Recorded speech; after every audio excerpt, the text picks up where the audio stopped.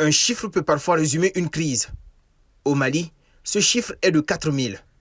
Plus de 4000 conteneurs vides sont aujourd'hui bloqués sur le territoire, selon le communiqué officiel publié le 3 février 2026 par le Conseil malien des chargeurs.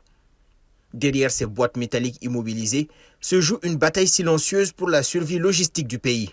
Donc la problématique du communiqué du Conseil malien des chargeurs dont vous parlez a trait au fait que les conteneurs vides qui se trouvent à Bamako, qu'on estime à environ 4000, et qui font partie des obligations contractuelles des importateurs maliens, doivent retourner à Dakar, mais ce n'est pas le cas. Donc évidemment, cela suscite quand même quelques difficultés au niveau des compagnies maritimes qui l'ont souligné et qui rappellent qu'il faut que ces conteneurs retournent à Dakar.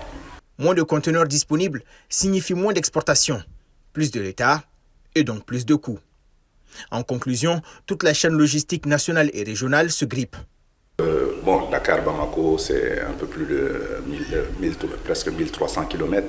Et dans cela, le corridor Dakar-Bamako est vraiment détérioré, dégradé. La route est entièrement dégradée et sans compter l'activité quand même nuisible et néfaste des groupes armés terroristes sur cet axe actuellement.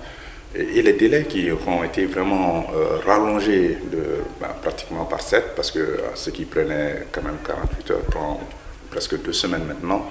Au-delà des conteneurs, c'est la fluidité du commerce extérieur malien qui est menacée. Dans une économie où chaque jour de blocage pèse sur les prix, les délais et la compétitivité, l'immobilisation de milliers d'unités vides devient un problème plein de conséquences.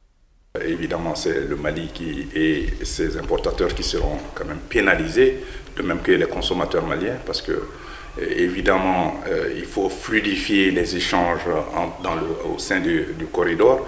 Si cela n'est pas fait, que les conteneurs vides restent ici, cela veut dire que les compagnies maritimes au niveau de Dakar seront privées de conteneurs vides qu'ils peuvent réexpédier vers d'autres destinations. Et cela va constituer un surcoût qu'ils vont facturer aux importateurs maliens et ces importateurs maliens vont facturer aussi aux consommateurs maliens. Donc l'impact est immédiat sur la hausse des prix si ce problème n'est pas résolu. Le signal d'alarme a déjà été tiré le 20 janvier à Dakar lors d'une réunion entre lignes maritimes et autorités maliennes.